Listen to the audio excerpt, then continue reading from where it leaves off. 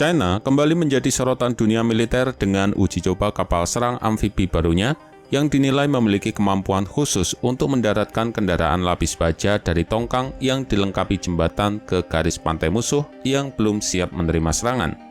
Perkembangan ini memicu spekulasi kuat jika teknologi ini dirancang sebagai bagian dari persiapan invasi potensial terhadap Taiwan. Ketegangan antara kedua negara ini memang semakin memanas dalam beberapa tahun terakhir, dan langkah ini dapat dianggap sebagai upaya China untuk memperkuat posisinya dalam skenario konflik di masa mendatang. Tongkang ini sendiri dilengkapi dengan landai atau jembatan yang menurut pakar militer sangat cocok untuk operasi pendaratan cepat di pantai yang tidak memiliki infrastruktur pelabuhan. Setiap kapal ini diperkirakan memiliki panjang lebih dari 120 meter, menjadikannya cukup besar untuk memindahkan kendaraan langsung dari kapal transportasi ke daratan. Dengan jembatan yang panjang dan kokoh, kendaraan berat seperti tank dan kendaraan tempur infanteri dapat dengan mudah dipindahkan ke garis pantai yang tidak siap tanpa memerlukan dermaga atau pelabuhan yang dibangun terlebih dahulu.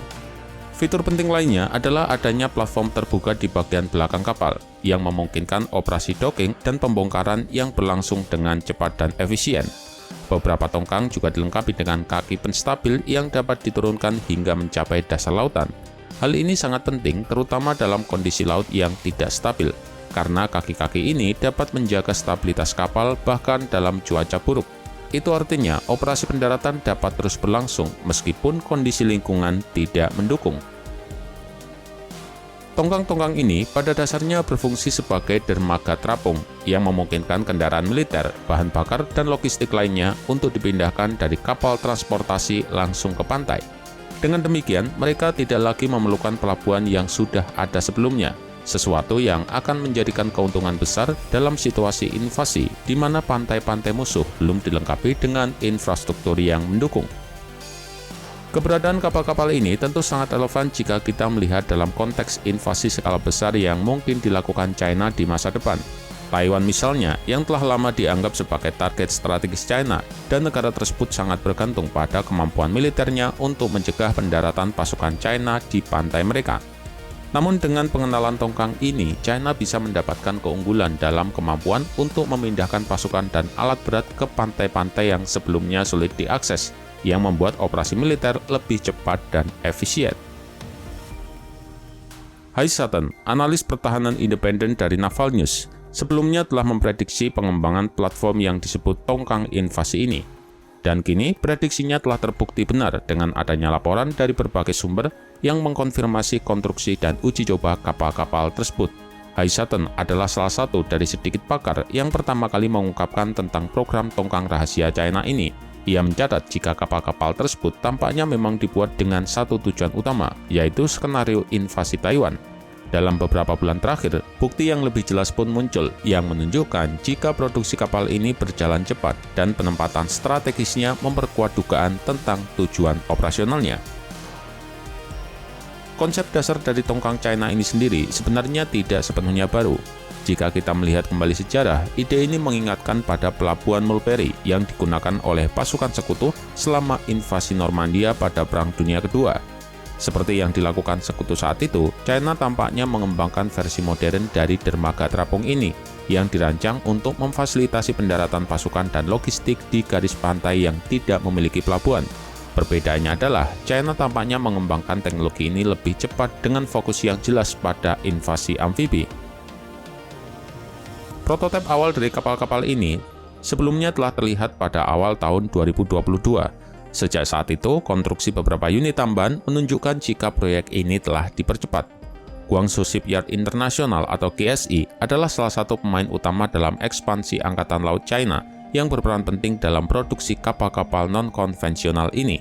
GSI dikenal karena kemampuan berbagai kapal inovatif seperti kapal permukaan tak berawak besar dan kapal induk ringan. Jadi bukan hal yang mengejutkan jika mereka juga terlibat dalam pengembangan kapal serangan amfibi yang dapat memainkan peran kunci dalam konflik di masa depan. Pengembangan tongkang ini sejalan dengan strategi militer China yang lebih luas, yaitu peningkatan kemampuan operasi amfibi mereka. Jika dilihat dari kacamata strategis, kapal-kapal ini adalah bagian dari upaya untuk memodernisasi dan memperluas kapasitas perang ekspedisi mereka. Taiwan sebagai target potensial sebenarnya telah lama membangun sistem pertahanan pantai mereka untuk mencegah invasi amfibi China. Namun dengan adanya tongkang-tongkang baru ini, kemampuan Taiwan untuk mempertahankan garis pantai mereka mungkin menjadi terancam, karena China kini memiliki sarana untuk mendekati pantai yang sebelumnya dianggap tidak dapat diakses oleh kendaraan berat. Kemampuan untuk memindahkan kendaraan lapis baja dan pasukan ke pantai-pantai yang tidak siap ini akan memberikan China keuntungan strategis yang signifikan. Sementara Taiwan harus terus berusaha memperkuat pertahanan pantai mereka, karena pengenalan teknologi ini akan menimbulkan tantangan baru yang perlu segera diantisipasi. Dengan ketegangan antara China dan Taiwan yang terus meningkat, tidak mengherankan jika keberadaan kapal-kapal invasi ini memicu kekhawatiran di kalangan sekutu Taiwan, seperti Amerika Serikat dan Jepang. Jika kapal-kapal ini benar-benar dioperasikan, tentu akan meningkatkan kemampuan China untuk memproyeksikan kekuatannya di seluruh Selat Taiwan dan memperkuat posisi mereka dalam konflik potensial.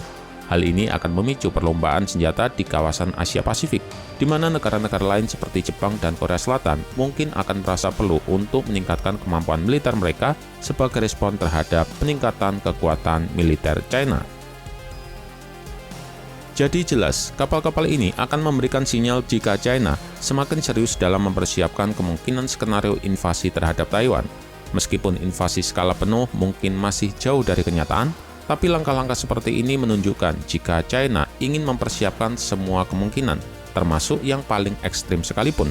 Sementara bagi Taiwan, tantangan yang dihadapi kini semakin besar.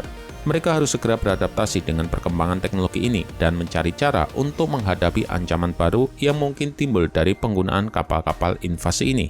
Dan kemampuan untuk bertahan dari serangan amfibi akan menjadi kunci dalam menjaga kedaulatan mereka. Uji coba kapal serangan amfibi baru China ini tentu akan membawa implikasi besar bagi situasi keamanan di kawasan Asia Pasifik. Kapal-kapal yang dirancang untuk mendaratkan kendaraan berat di garis pantai yang belum siap ini menunjukkan jika China terus memodernisasi kemampuan militernya dengan fokus pada operasi amfibi, dan Taiwan sebagai target potensial kini menghadapi tantangan baru dalam mempertahankan diri dari invasi yang mungkin akan terjadi. Selain itu, keberadaan kapal-kapal ini juga memicu kekhawatiran di antara sekutu Taiwan seperti Amerika Serikat dan Jepang yang kini harus mempertimbangkan strategi baru dalam menghadapi ancaman yang berkembang dari China. Meskipun masih banyak yang belum pasti tentang kapan dan bagaimana kapal-kapal ini akan digunakan, tapi satu hal yang jelas, yaitu China semakin siap untuk menghadapi skenario konflik di masa depan, dan dunia harus mempertimbangkan langkah-langkah yang diambil oleh negara tersebut.